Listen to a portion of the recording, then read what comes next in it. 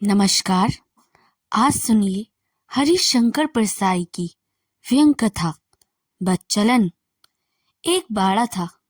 बाड़े में 13 किराएदार रहते थे। मकान मालिक चौधरी साहब पास के ही एक बंगले में रहते थे। एक नए किराएदार आए। वे डिप्टी कलेक्टर थे। उनके आते ही उनका इतिहास भी मोहल्ले में आ गया। वे इसके पहले ग्वालियर में थे। वहां दफ्तर की लेडी टाइपिस्ट को लेकर उनका कुछ मामला हुआ था। वे साल भर सस्पेंड रहे। यह मामला अखबार में भी छपा। मामला रफा दफा हो गया और उनका तबादला इस शहर में हो गया। डिप्टी साहब के इस मकान में आने से पहले ही उनके विभाग की एक आदमी मोहल्ले में आकर कह गया कि यह बहुत बदचलन चरित्रहीन आदमी है। जहां रहा वहीं इससे बदनामी की। यह बात सारे तरह किराएदारों में फैल गई। किराएदार आपस में कहते, यह शरीफ आदमियों का मोहल्ला है, यहाँ ऐसा आदमी रहने आ रहा है। चौधरी साहब ने इस आदमी को मकान देकर अच्छा नहीं किया।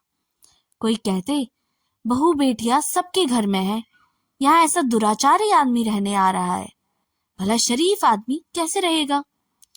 डिप्टी साहब को मालूम था कि मेरे बारे में इधर खबर पहुंच चुकी है।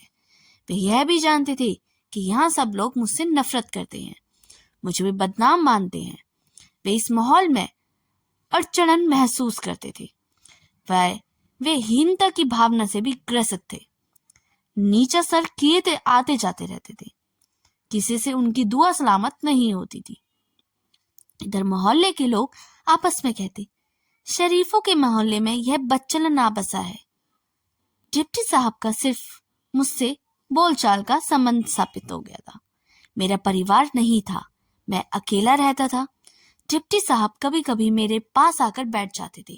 वे अकेले रहते थे, परिवार नहीं लाए थे।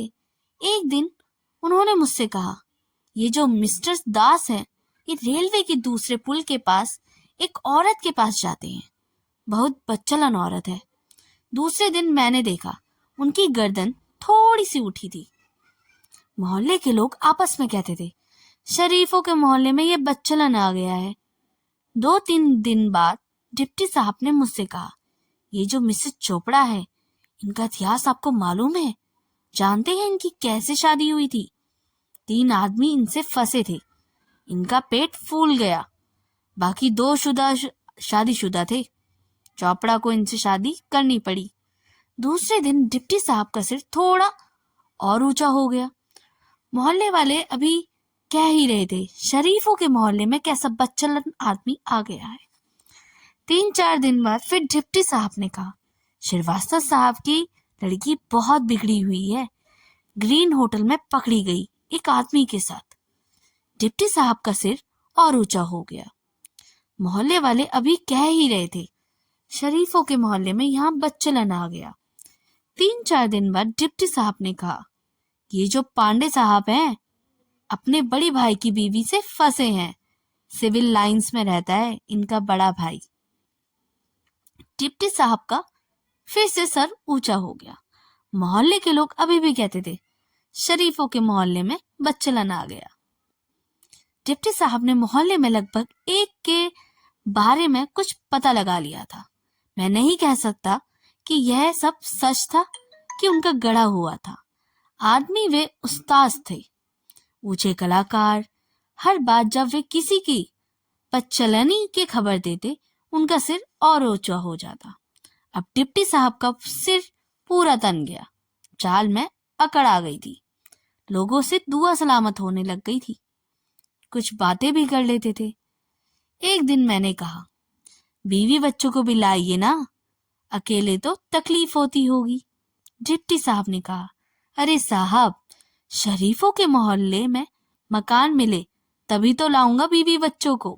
कहानी सुनने के लिए बहुत बहुत धन्यवाद।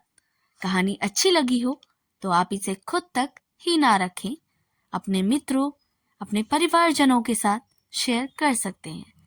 और चैनल अभी तक सब्सक्राइब नहीं किया तो इसे सब्सक्राइब भी कर ले, ताकि इसके साथ लगे हुए बेल आइकन को भी प्रेस करें, ताकि मेरे द्वारा लाई गई या अपलोड की हुई कहानियों का नोटिफिकेशन आपको हमेशा मिलता रहे। धन्यवाद।